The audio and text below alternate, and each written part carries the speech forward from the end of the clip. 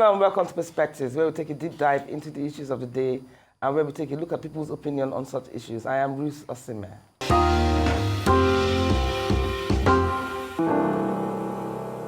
Today, we're diving into a topic that affects millions of people around the world, a cancer diagnosis. It's a moment that changes everything.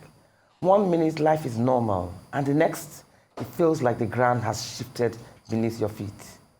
For many, the first reaction is shock. Then comes fear, uncertainty, and a whirlwind of emotions that can be overwhelming. How do you process the news? Where do you turn to for support? And most importantly, how do you find the strength to fight when the road ahead looks uncertain? Today, we are joined by some medical experts who have walked this journey with countless patients. They understand not only the medical side of cancer, but also the emotional and psychological battle that comes with it. Together, we'll explore how patients can cope with the diagnosis, the mental health challenges that comes with it, and the support systems that can make all the difference. But that's not all. We also have a very special guest, a survivor, a fighter, and an inspiration. He's here to share his personal journey with cancer, the struggles he faced, and how he overcame them. More importantly, he's here to remind us why early detection can save lives. His message is clear. Regular checkups aren't just important, they're life-saving. So stay with us, because today we're talking about more than just survival. We're talking about living through the storm, finding hope, and encouraging men and women everywhere to take charge of their health. We're heading for a short break, but stay with us, because when we come back, the conversation will be with our distinguished guests. Renowned Nigerian musician and social crusader Charly Boy, Doris Udensi, Dr. Doris Udensi, and Dr. Kelvin Isibor. Perspectives will return in just a moment.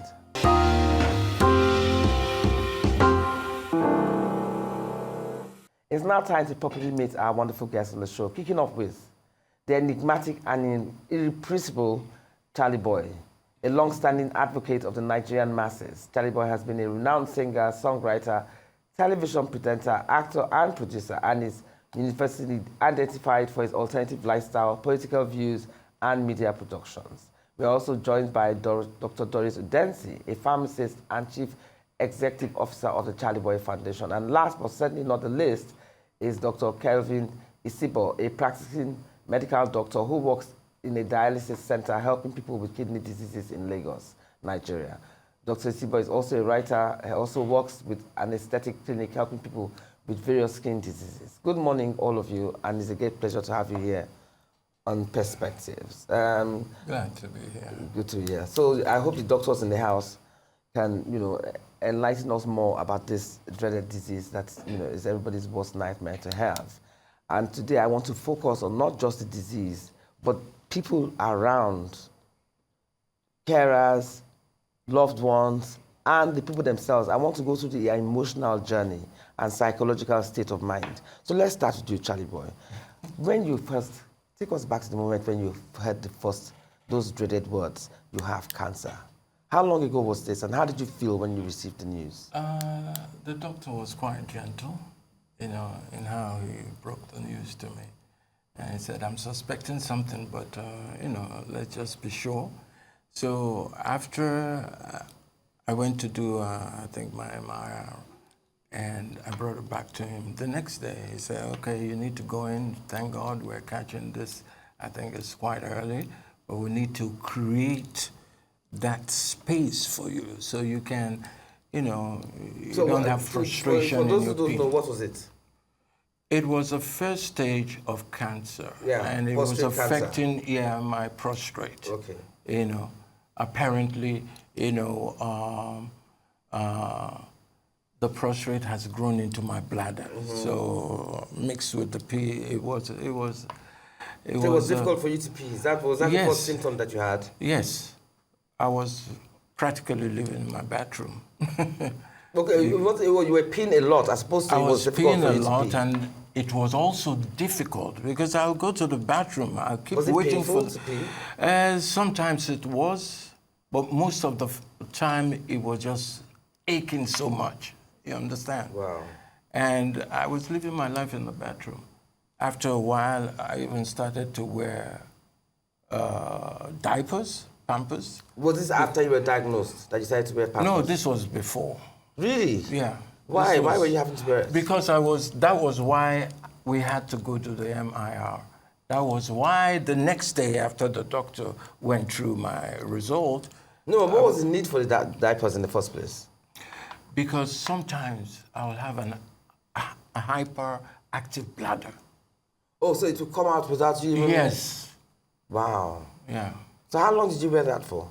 A couple of months. So it took a couple of months before you now went to the doctor to check it out. You were on your own wearing diapers before you even got the diagnosis. Precisely. And each time I would go to the checkup, they will say, you have a good, for your age, you have a good, what's that called, PSA? Yes. Yeah, which was 3 point something.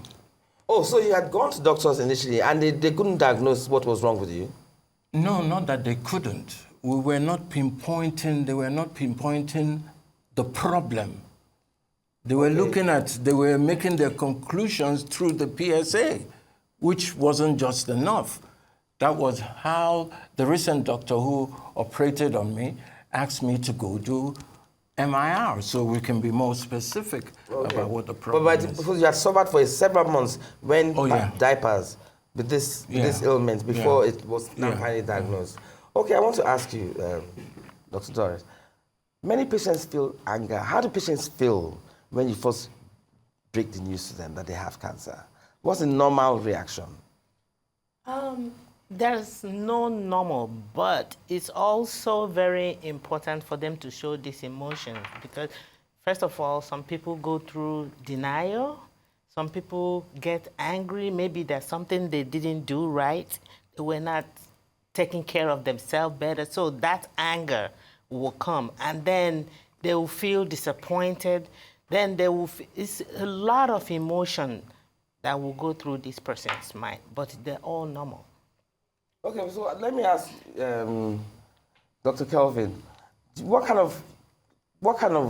do you suggest to patients when they come to you distraught and after hearing the news, like they just said now, of discovering that you have been diagnosed with cancer? How best do you advise them to at least handle the beginnings of such ailments? Well, for their mental state of mind, I'm saying.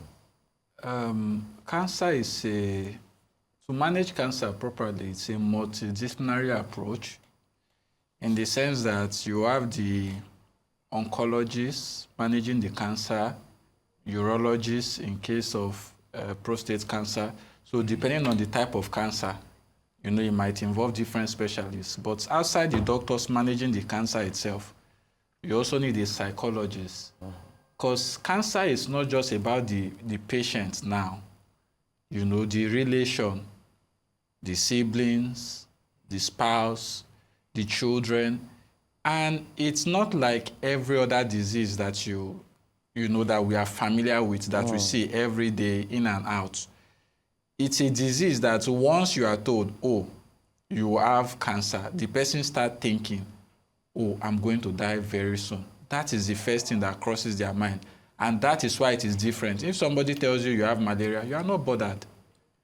Because okay, I'll take drug and I'll be out of it very soon. But in this particular situation, depending on how it is detected and things like that, it is something that involves other family members, because... So normally when you want to tell, or if you suspect that, or you already know the answer, you already know that this is what this person has, before you tell them the news, do you advise them to come with a loved one? It depends. Because I've never had this ailment before. I've never had cancer before, but I've been sick before. And sometimes the mode of delivery of one doctor leaves me feeling frustrated and totally helpless.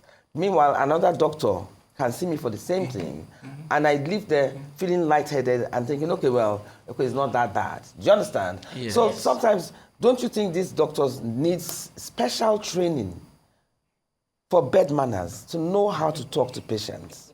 Because patients will frustrate you, they will annoy you, but the ultimate aim is for that patient to leave there feeling a bit uplifted, no matter how dire their situation is. Well, So how do you... the truth is, most doctors during your training, they have received the adequate training to break news like that. You know, in some instances, you need to ask yourself, do I want to tell this man this is what you have in front of the wife? You have to weigh the scenario. It's possible the man is the strong person and the wife is the very weak one. The wife is more disturbed. In that kind of situation, you can tell the man and say, okay, how do we break the news to your wife? The man can now say, oh, I know that my wife listens to the pastor and things like that. I've had a situation like that. You know, the woman wanted to tell the children. The woman has received the news that she has bladder cancer, but she was fine with it. You know, we've discussed and everything. I spoke with her. You know, when you break the news to them, you give them time to process it, and you observe their reaction. What's the person feeling like? If this person is strong, and what kind of support can you give to this person? So after discussing it with the patient, I said, okay, this is what you have, this is your result and everything. But you need support. It is not something you will do alone, because now we are sending you to oncologists, you start chemotherapy and things like that. Now that you are going to the next phase, you need somebody that will follow you to the place. It is something that will take a while. Along the line, while receiving the treatment, you can be weak and things like that. You know, but you need all the love and support. You know, you want to prioritize your life, what is important to you, and do those things more. You know, but you need to tell your loved ones, let them know what to expect and everything. So she said, she will tell the children, but she needs the pastor to be there when I want to break the news. The children are not in Nigeria. So she did a conference call, you know. I've discussed it with the pastor and everything, how the pastor told them, everything we see in this life is temporary, is vanity. It is not the amount of years you spent on earth. It is the quality of life you have lived and things like that. So the pastor started with all of that. Then before I now opened up to the children that, okay, your mom has been coming for some time. She started with blood in the urine. We did several tests, and it showed that, okay, but however, it's not the death sentence. We can do something. You know, was it discovered early? Yes, it was discovered early. But at the word mention of cancer, you can tell some people, they will tell you, okay, fine, and they just stop there. Once they leave, they might never come back, you know. They can go start selling property and just say, doctor has told me I will die soon, and, you know, people react differently. It's true. It's good that you mentioned that, because I do know of somebody who, she did eventually die of cancer, but I remembered she had said that couples go through turmoils, and then some people lose the fights. They even lose, they don't even have the energy to even fight. So they even die much earlier than they would have if they had even... But then again, you also hear of people who fought till the end. Do you understand? So, like, for instance, now, when you heard, do you understand, what were your biggest fears in those early days? And yours was prostate cancer, okay? And we were going to delve into that later, about prostate cancer and what it does to sexual libido and what have you. But how did you process your treatment? Like I said initially, the doctor that saw me, that did this procedure on me, he was very kind, very gentle, and he made it look like a child's play. Yeah, but were you aware that if they removed it, it was going to affect your sexual libido? Yeah, I was aware. He explained everything to me. First, he had asked me, do I still want to make babies? I said, are you crazy? No, not after having 10 children. So, and has it affected your sexual libido? Oh, yes. I have to ask you, doctor, before you continue on that, Charly Boy, I remembered, well, not that I remember, they say that some people, you can take a particular part out, but some men will tell you to leave some. A bit left. I don't know how to, please, I'm talking layman terms here now. So if you can explain to us. For prostate cancer, it varies. If the cancer is detected like very, very early, on rare occasion, they can remove the prostate. Rare occasion. But most times for prostate cancer, it is not the prostate you attack. We attack the testes. Okay. the testis that produces testosterone, because it is the testis that produces testosterone that feeds the prostate. Okay, so is it So testis now, that you now... yes, so it is not the prostate that they remove most of the time, it is the testis that they remove. And this so is that testis that affect their libido, right? Yes. So that is the reason, because even some will tell you, I want them to bury me with my complete body. I'm a chieftaincy holder in my village. I have to die with my complete body. I don't, you know. So we do what we call medical castration. They give them drugs, medication. Still, that's, you know, we weaken the testes, reduce the amount of testosterone in the body, which will also reduce the libido. But it's not even for everybody. You know, and they can still perform sexually and all of that, but for some, you know, it's yeah, really because down. In Charly Boy, in your case, they removed everything because of your age. No, they didn't remove everything. They left out some things. So how come you can't perform anymore then? Because yours is psychological. Yes, because my daughter keeps telling me, "Oh, it's all in your mind," you know. And that's why I'm embarking on doing the things. So you still have testosterone, some testosterone left? Low testosterone. Okay, so yours is just a question of choice? What do you mean? Your lack of performance is a question of choice? Not that, because like I said, it attacks your brain. And for somebody who've had an active sexual life like I've had, you know, no shame in my game. You've been there, you've done that, so what the bloody, I didn't feel so much attached to sex, you know. I think I've been celibate for almost 2 years. Well, that's meant to be proven. Who cares, dude? Okay, doctor, let me ask you, what about support groups? You know, how powerful can they be? And what if somebody is not comfortable with having support groups? How do you advise them to join? Support group is very important because for the most part, your support group can be a group of other people that's going through the same situation with you. It can be psychologists, you know, involved. You have to build a community that you'll be comfortable with, and that's what we're trying. You can share your stories and share your stories, experiences. and people that can advise you. You know, like if a psychologist is there, like he was saying, most of the time is in the mind. You know, earlier when we were talking, you said something about how the doctors break the news. That's also important. You know, sometimes what you don't know don't harm you.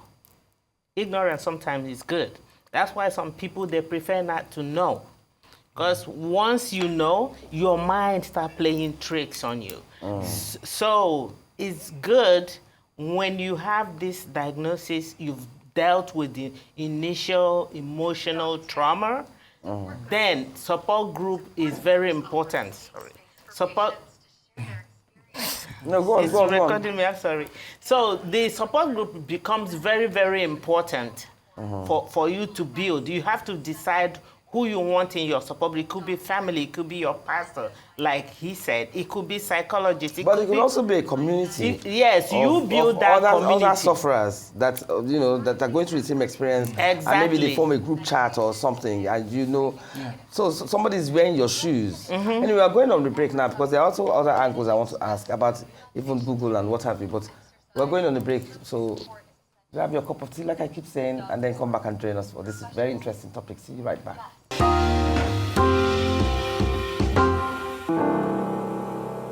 Okay, welcome back to Perspectives. So let's dive back in. So I want to start with you, doctor. Google. I know doctors hate patients reading Google, but how do you expect people not to read it? Anybody that has gotten a cancer diagnosis will want to read, their spouses want to read, their loved ones want to read. But what is it that doctors, why do they frown upon patients consulting Google for more information? Okay, we are not against patients reading. But after reading, you are supposed to consult with your doctor to let you know what is right and what is wrong. The thing about the internet is you can sit in your room and you are thinking about something and you put it up and it's about prostate cancer. You can just say, I don't know. I just think because we didn't have many cases of prostate cancer during the time of our forefathers, and they were eating a lot of bananas, maybe bananas. It's your thinking, and you are free to put your thinking online.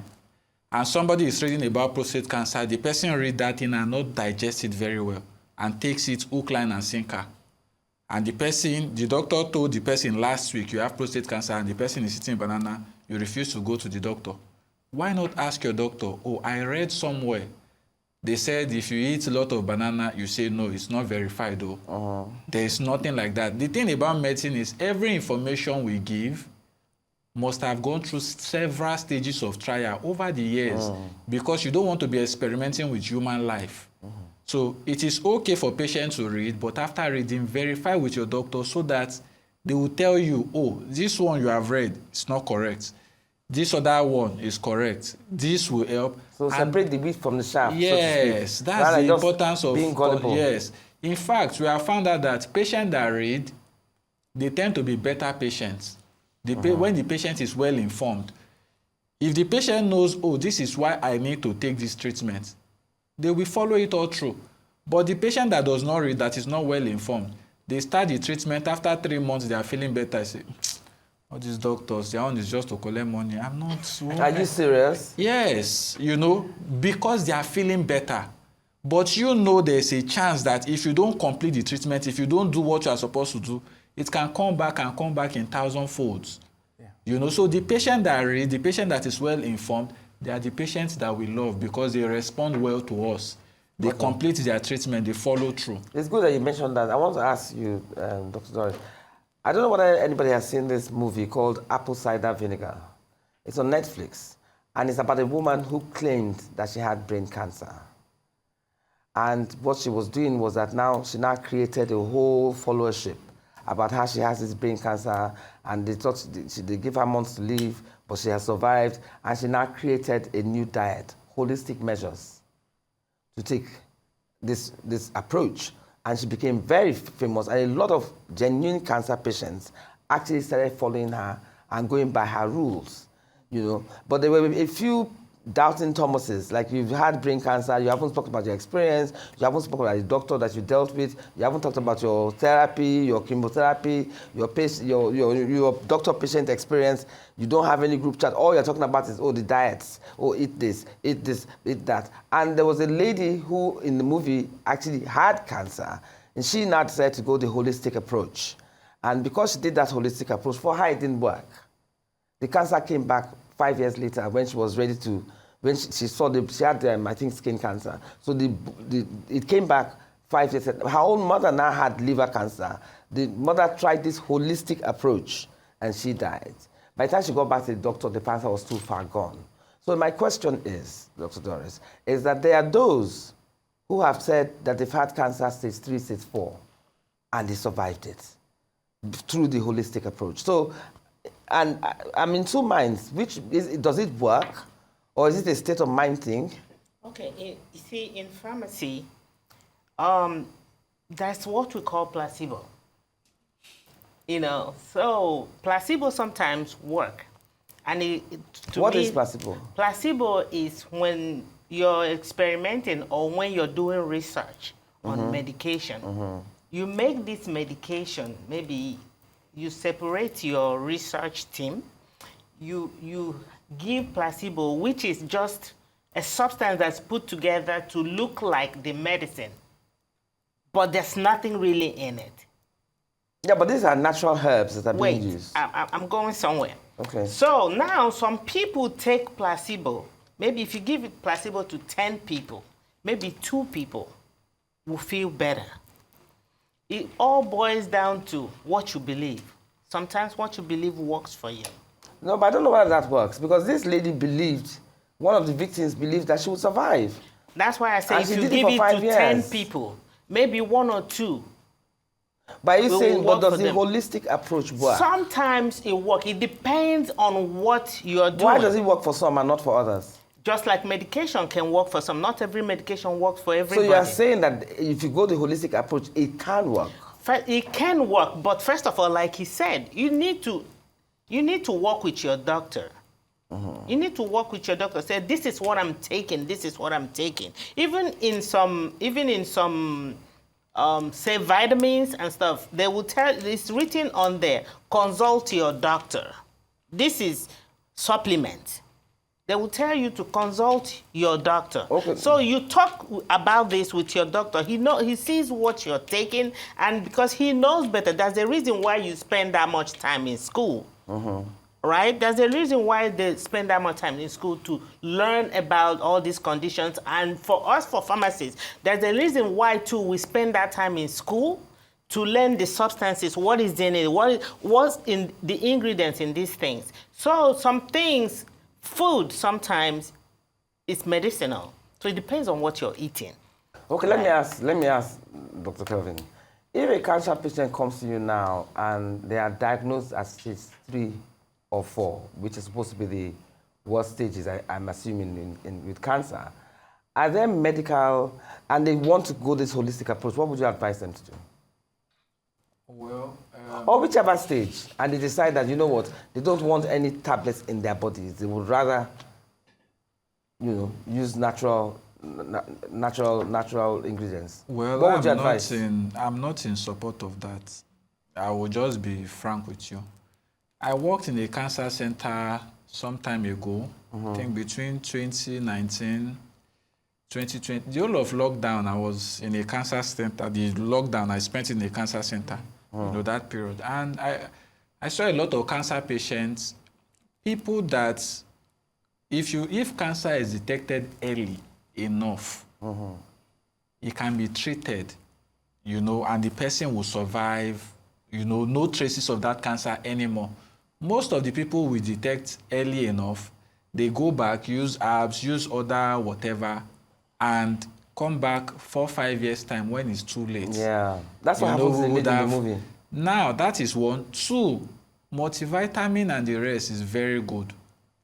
But you have to be careful when it comes to cancer. Let's not forget, cancer is abnormal, excessive growth of cells without the appropriate stimuli. If, for example, you are carrying weight, your muscles will increase in size. Why? The weight you are carrying, that's the stimulus. But now there's no stimulus for that cell to grow. It is growing excessively.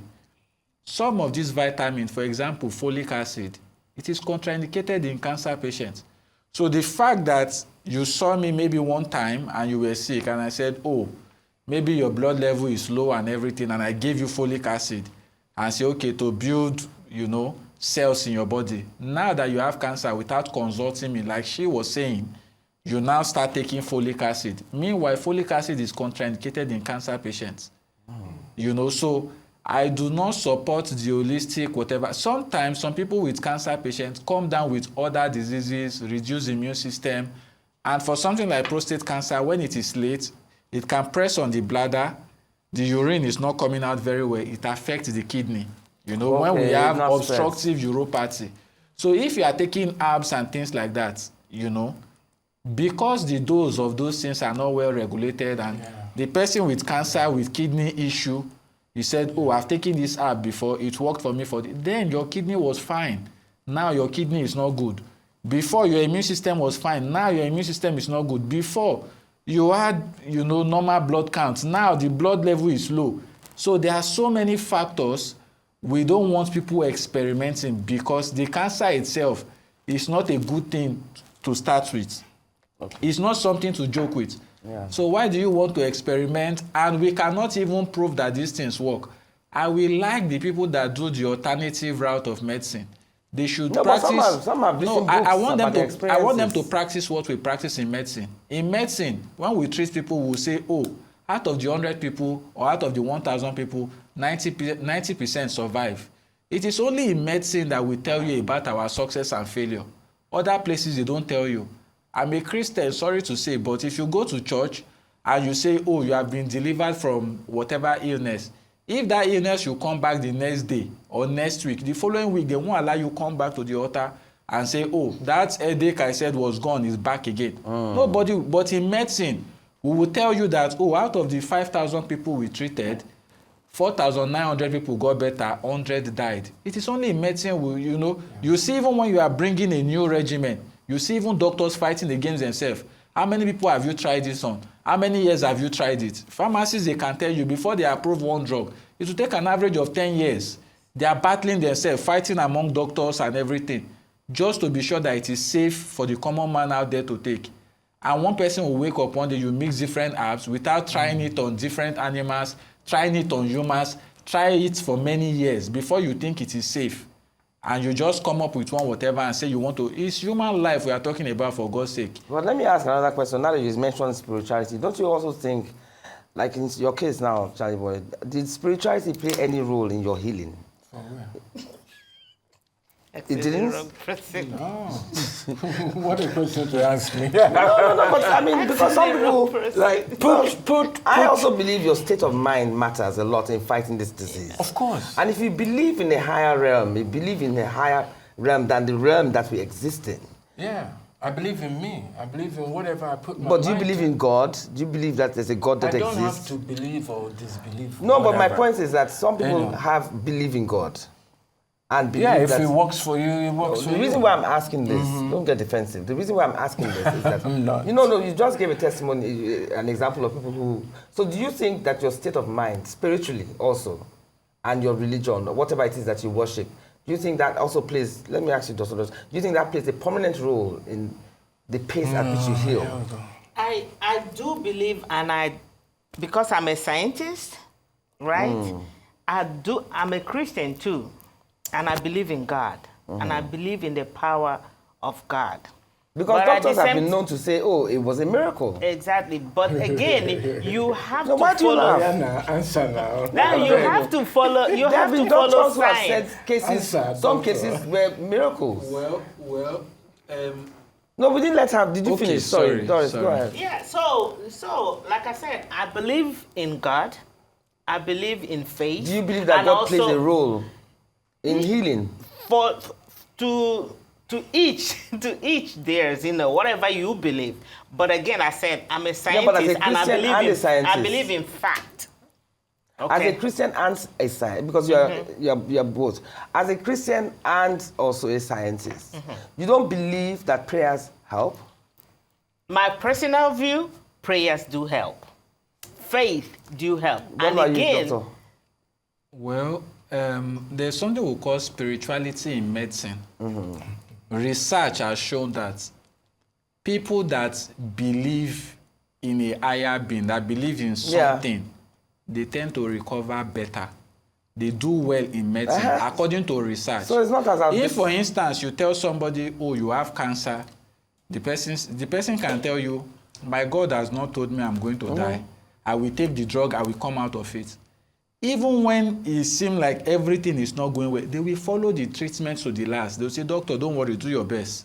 I'm praying along. My God will order your steps. Is that what so spirituality in medicine, even if for a patient that is praying and everything, that believes in something, an higher being, they are likely to follow the regimen because they believe God has taken charge. Oh, okay. They will say God will order So the in other words, doctor. God has provided the means in which to achieve your goal. Yes. So you believe there's a God, his protection plus your faith, the strength of your faith can sometimes help. Yes. Because you obviously didn't go that path, did you, when you had your diagnosis? I have great faith in myself. Okay, in yourself. Okay. I respect that. Now, as Doris was saying, because you and Dr. Kelvin are literally saying about the same thing, the strength of your faith also helps. Now, in cancer, there are different stages that you go through. There's the disappointment, there's the anger, there's the whatever. Do you understand? So, anyway, let's not even dwell on that because that's not even a positive. I was going to ask something else, but let's leave that. Let me face you, Charly Boy. What advice do you... Okay, we're going on a break now. We're going on a break. And when we come back, we'll continue where we stopped.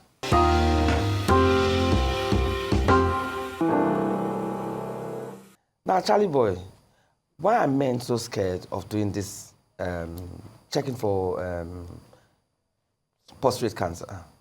What is it that men fear? How important is it for them? You have to be a man to know. No, but if it's a matter of life and death. They're afraid that their prized possession no longer works. They're afraid of what people are going to say about them. said they can't get it on. It's an ego thing. It's an ego thing. A man, we've been brainwashed. Men don't cry. Man them up. Chest them. Are you not a man? So that affects our psyche, obviously. But is that the primary core reason for your existence? Being able to get it up or get it down or whatever? Well, different strokes, like they say, different folks. Okay? I can only be saying it from my own perspective now because I've had a wow youthful life. I've been there, I've done that, so it's meaningless to me. But for a lot of people, they're just blossoming in their old age. So to have the idea that there's a part of your body that is not working, no, and that part, that prized possession. So let me ask you a question. If they say for the average man that, look, it's either remove your testicles, right? Remove your testicles totally and you have another 20 years or 30 years to survive. Or, listen, or we remove, I can hear somebody laughing in the background. Or we remove, or we remove part of it. But the chances are that the cancer can come back. Remove part of it so you might live another 5-10 years. I don't know. I know how I would react to it. No, but I'm asking as a man, how do you think most men will react to that question? No, men are babies. Men are afraid. Are you saying they would rather die? They would rather die. I think a lot 20 or 10 years earlier. They'd rather die. Doctor, is that correct? Because they don't play with it. I know somebody that has stopped his medication now. Because he has stopped it? He has stopped. He said he does not want to lose his erection. He has stopped it? Yes. As I'm talking to you now, I know somebody that has stopped. In other words, I would rather die young as long as I can. When you talk to a lot of well, people, it's not young. For prostate cancer, they are not young. It's mostly 60 and above, not so common. Yeah. But that's a man for you. Some will tell you, they will rather go than lose their erection.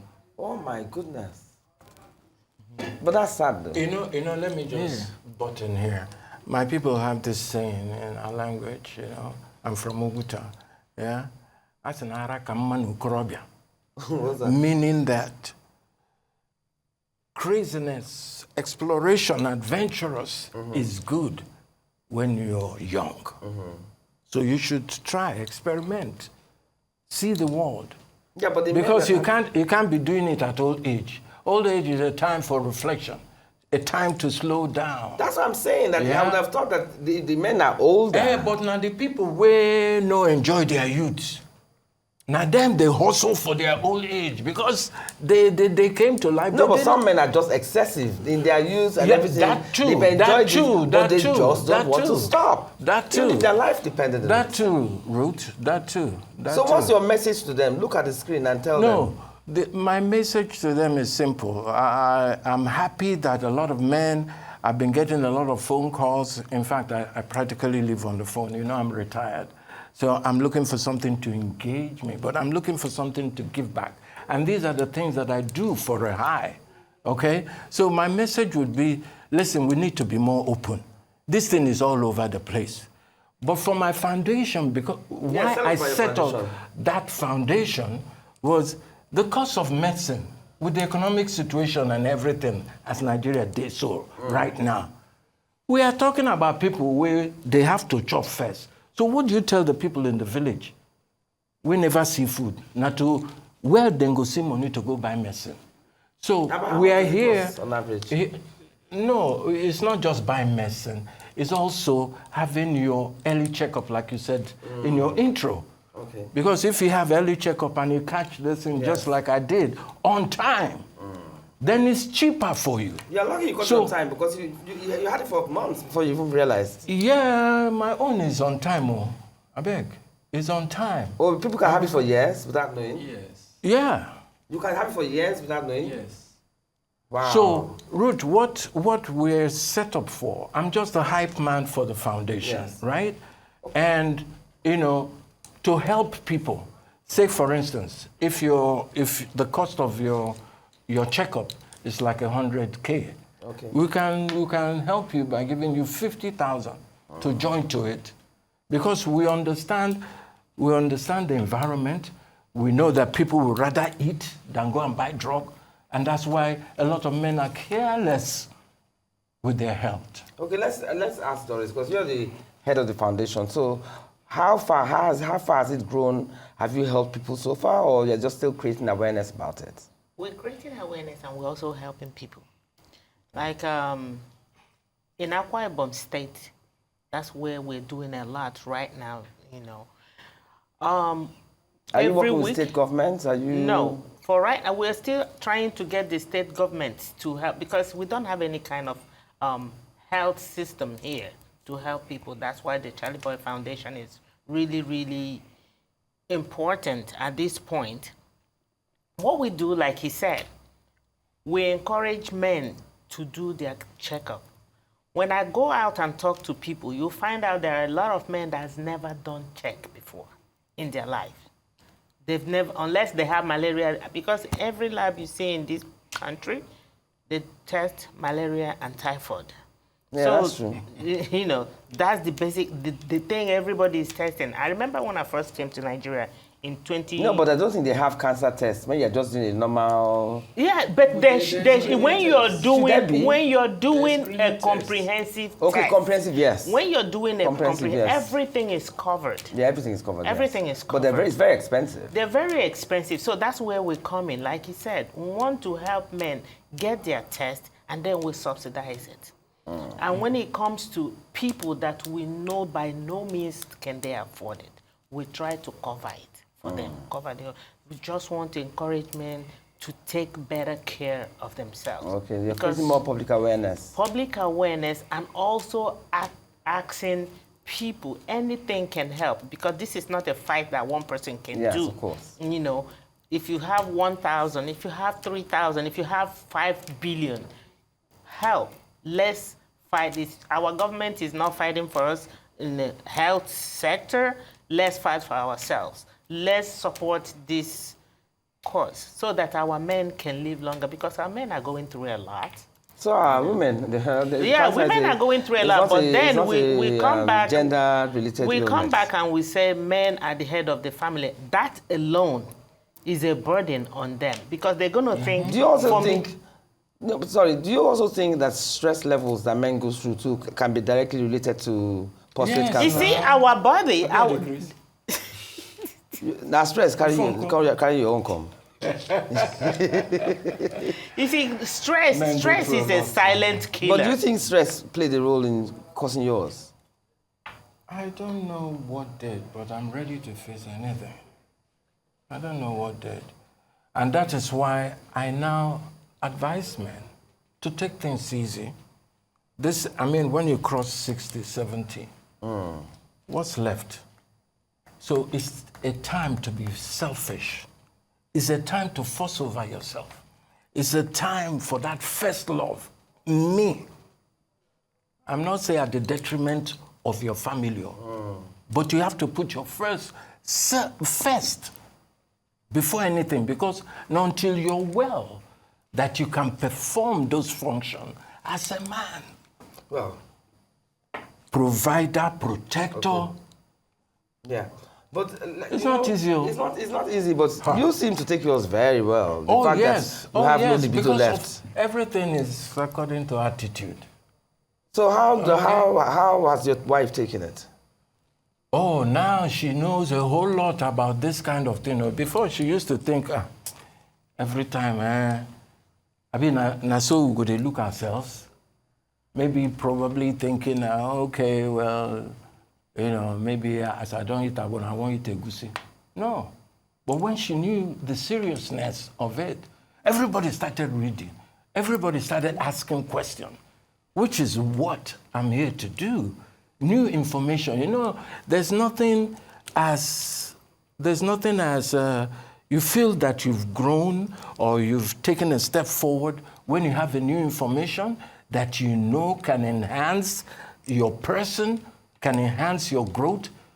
So in other words, you grew in other areas. That's We're taking away from your primary source of pleasure, and you became a better person for it. What would you say to a man now, for instance, who is watching this program, and is worried that he too might have prostate cancer, and he's married to a young wife, not like you, that your wife is your childhood, whatever.